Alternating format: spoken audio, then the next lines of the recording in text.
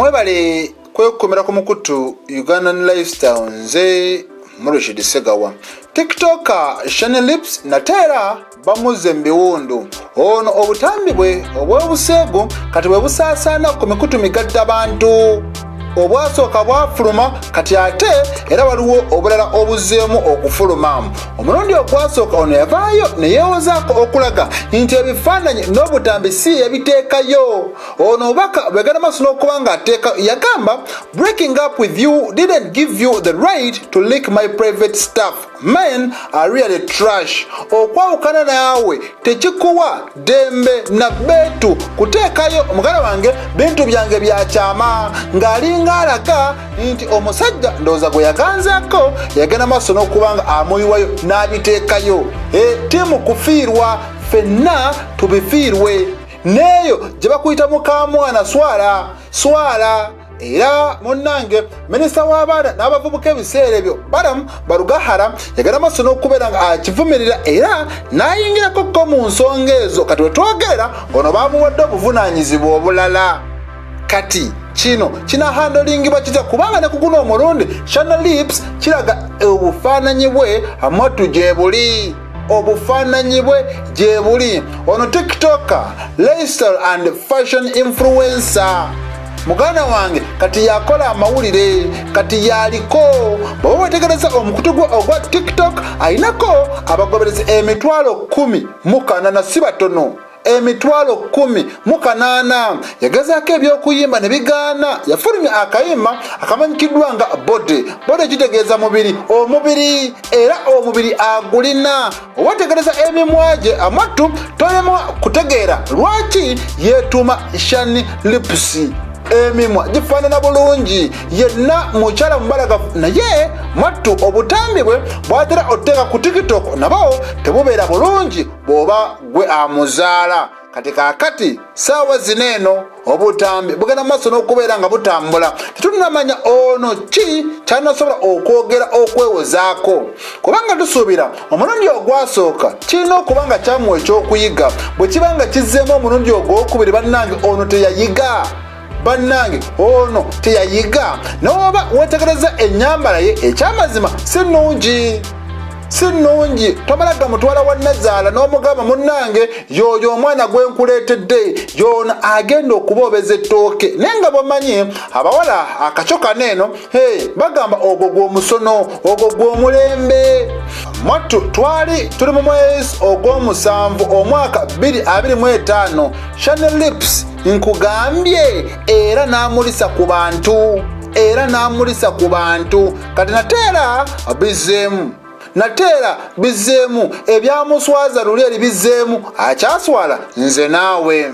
Kati nno buno obutambi obageze maaso n'okubeera nga bulaga ng'ono azinira mu maaso ga kamera, ng'azinira mu maaso ga kamera ng'ekifuba tekuliko wadde akagoye. Kale mangi nnyo ku WhatsApp groups ez'enjawulo abagenda maaso n'okubeera nga bagabana obutambi buno, naye ekyo kibi kubanga oba oyongera kongerayo. Kati obutambi bwe buto bugeze maaso n'okuba nga buleka abantu ab'enjawulo nga bawuniikiridde. Muwala mulungi naye omubiri gwe wakati mu kubeera nga yeekwata obutambi sijja kugamba nti agujaajamya okuleka nga gwakyogedde newe kirabikanga. Kati buli muntu ensonga eno agiraba bubwe. Waliwo abagamba bannange si kirungi omuntu waaba akuweereza akafaananyi akapikica kalabe wummula kuba bayerekereza gwe aba akisabye. Kati si lwaki oba ovaayo n'obita. Si kirungi bannange, mugenda kuleetera abantu obutaddamu saasaanya butambi obwo kukawa mwagalwa we. Ebyo si birungi. Mugenda leeta abakazi emitima emibi. Kati bangi balina endowooza efaananako bwetyo. N'abalala bagamba bannange bw'oba toyagala bifaananyi by'okuliikinga lwaki obisindika. Ekyokubiri lwaki muganda wange oyo akwetaaga tatuuka n'alaba ekyo ky'ayagala. Lwaki asinziira eri n'agamba sindika weereza. n'okukuuma ebifaananyi ekika bwe kityo mu ssimu yo ekyamazima kiba kya bulabe. Mulina okyegendereza. Byonna tubyogera nebyo ebifaananyi byamaze okutuuka ku mutimbagano. Awo bwe mba ngeze baso n'okubeera nga nvaawo, poliisi awo mu kitundu ky'Ekireka ku kyalo Kiganda mu munisipaali y'Ekira ekutte omusajja ku misango gy'okusobya ku mwana omuto. Bannange ensi etutwalawa. Lawrence Mugisha myaka 45 onegeze maaso n'okubeera nga akwatibwa yasobeza ku mwana ali wakati w'emyaka 8 n'9.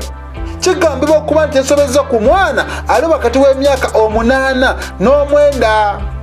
Mugisha musajja musuubuzi era nga atunda bbiriŋŋanya. Ono si gwe mulimu gw'asoose okukola, yatambuzako n'ebinyeebwa, ntegeeza ebinyeebwa eby'empogola gwe mulimu gwe yasooka okukolera ddala. Kati abadde mutuuze ku kyalo ekyo okumala emyaka 10. Kitegeeza babadde bamumanyi. Kati okusinziira ku batuuze bagamba omwana ono yabadde atumiddwa nnyina n'amugamba baako byondeetera ku mudaala gwa Mugisha. Genda obeeko byondeetera ku mudaala gwa Mugisha. Kati ono yasobodde okubeera nga mattu amusendasenda n'amugamba mwana gwe sooka ojje. Gwe guno omukisa gwe yakozesezza okumutwala emmanju w'enju. Olwamutuuzizza emmanju w'enju, ono gy'alina okuba nga yasobodde okuba nga amutuusaayo n'amutunuza mu mbuga y'omulabe Sitaani. Kibi nnyo, kibi ddala. Awo omwana yavudde emmanju yenna ekyamazima ng'amyusa amaaso. Nga bagamba okumyuka amaaso si buzira, kubanga singa endegeya bazitegesa mafumu na ngabo. Omwana ono ekyamazima naye ekyamutuuseeko tolowooza nti okumyuka amaaso yabadde muzira olw'okugumira Mugisha. Nedda, yabadde nnaku nyiike n'ekifaananyi ekitayinza kubeera nga kimuva ku maaso mu kiseera kino eno. Era yenna yabadde atambula awenyera. Abatuuze ne bagamba omwana abadde ki? Bwe batyo basobodde okubeera nga bamwekebejja. Bagenze okulaba nga mattu Mugisha ebyokwambala akapiira bye yasoose okuteeka ebbali, anti omwana ono yabadde akyalimu n'amazzi. Ekituufu kiri nti ag'ekisajja mu bitundu bye ebyekyama. Kati era wano ne balaba ng'avaamu n'omusaayi omutonotono. Mugisha bwe batyo bageze maaso n'okuba nga bamukwata mu bwangu. Wabaddewo ebyokwerinda eby'amaanyi ne basalawo okumutwala ku poliisi.